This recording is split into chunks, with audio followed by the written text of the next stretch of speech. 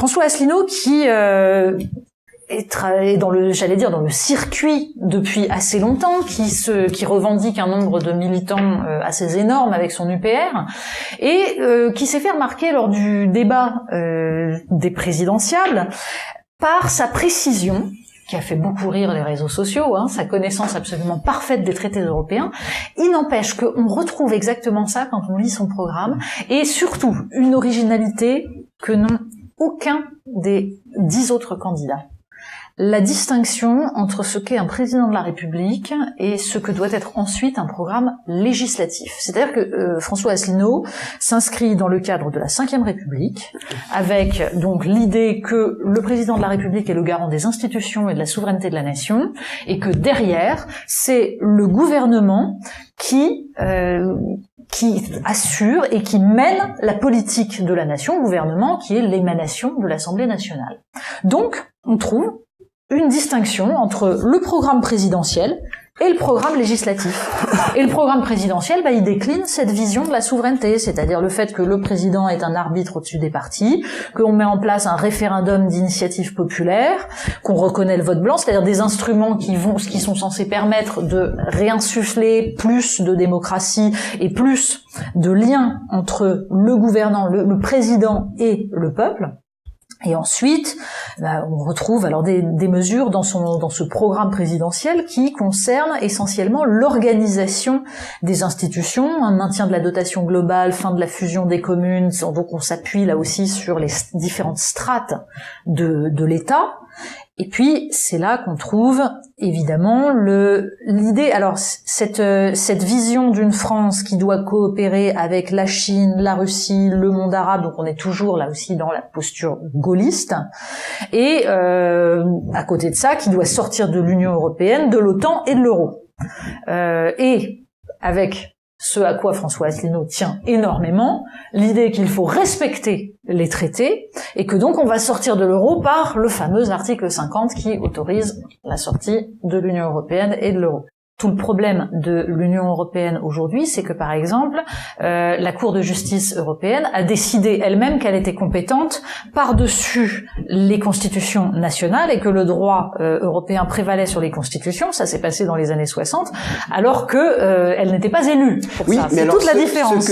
Donc l'idée d'Asselineau, c'est de revenir à l'idée que la démocratie, c'est le fait que l'État, certes, décide de tout cela, mais qu'il est l'émanation du suffrage universel. La question démocratique est au cœur de son programme, parce que même quand on prend son programme législatif, donc quand on rentre vraiment dans la cuisine, par quoi il commence ? Il commence justement par cette question démocratique, à travers l'idée de réversibilité des traités, on en est exactement là, et aussi, et là c'est très important et ça nous intéresse, l'idée d'indépendance des médias. C'est l'un des premiers points qui vient, c'est-à-dire garantir l'indépendance des médias par rapport notamment aux puissances financières. Il est le seul à proposer une loi anti-concentration des médias. Alors il propose aussi la renationalisation de TF1, il propose le retour du rôle de service public de l'AFP, mais il y a une véritable réflexion sur la façon dont les médias jouent un rôle. En effet, tu as raison, il a réfléchi à l'équilibre des pouvoirs. Or, les médias sont un des pouvoirs en démocratie.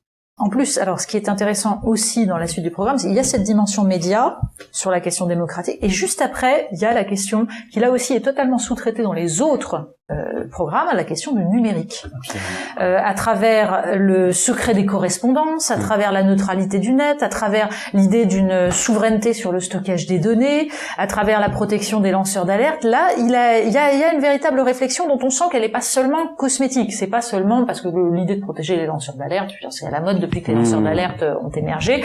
Là, on sent que c'est aussi, en effet, une question de cohérence. Il se prononce contre la vidéosurveillance, c'est-à-dire contre tout ce qui pourrait empiéter sur la vie individuelle. On sent en effet une réflexion sur la différence entre espace privé et espace public, comment la démocratie se construit sur cette différence et comment il faut préserver l'espace privé pour permettre à l'espace public de fonctionner.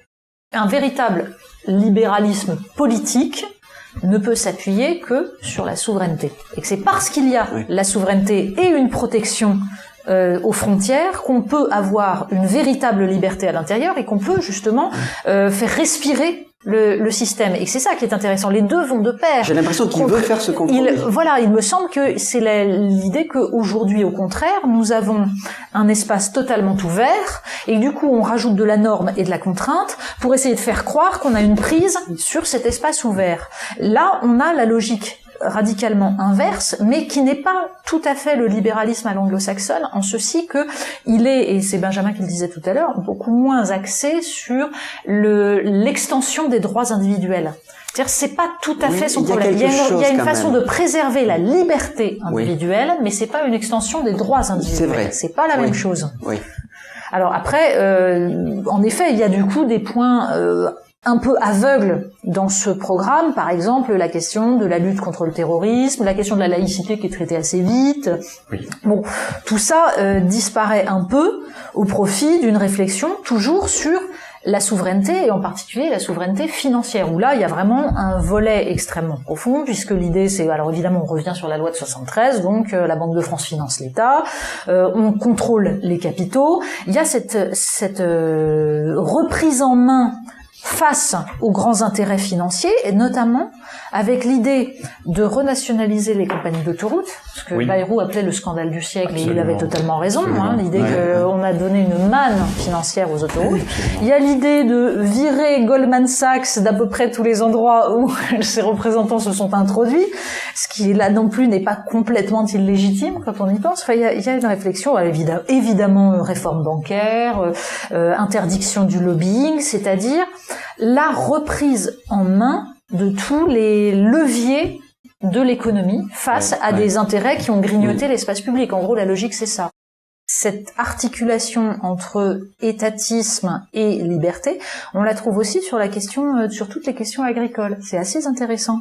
C'est-à-dire qu'il y a à la fois la protection des terres arables, la lutte contre l'étalement urbain, ce qui implique une politique volontariste, une politique de contrôle, et en même temps, il y a cette chose qui est absolument cruciale, libération des semences. C'est-à-dire l'idée qu'on va arrêter d'interdire aux paysans d'utiliser leurs propres semences. Et là aussi, on est dans la lutte contre les grands intérêts financiers. C'est-à-dire qu'aujourd'hui, les semences, elles sont confisquées par quelques grandes multinationales qui maîtrisent, en gros, la propriété intellectuelle. D'ailleurs, il veut interdire l'étiquetage du vivant, il veut interdire le brevetage du vivant pour permettre à chacun d'utiliser réellement et de reconquérir, là aussi, sa souveraineté. C'est-à-dire que dans tous les domaines, il a décliné cette vision-là.